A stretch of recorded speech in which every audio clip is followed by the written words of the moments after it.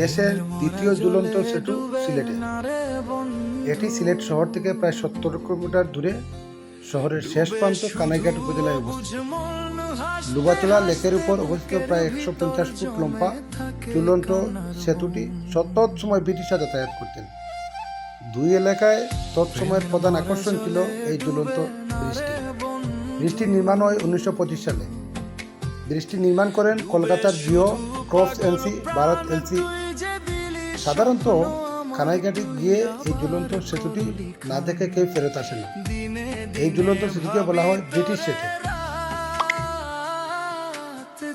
কানাইঘাট উপজেলা সদর থেকে প্রায় 8 কিলোমিটার দূরে লুবাচড়া চা বাগানের মধ্যখানে এই ঝুলন্ত সেতুটি দুইটি বিচ্ছিন্ন পাহাড়ের মধ্যে গিয়ে হৃদ্যিক সম্পর্ক রয়েছে। সেতুটি পারাপারের সময় সৃষ্ট কাঁপুনি আপনাকে এনে দেবে ভিন্ন আনন্দ।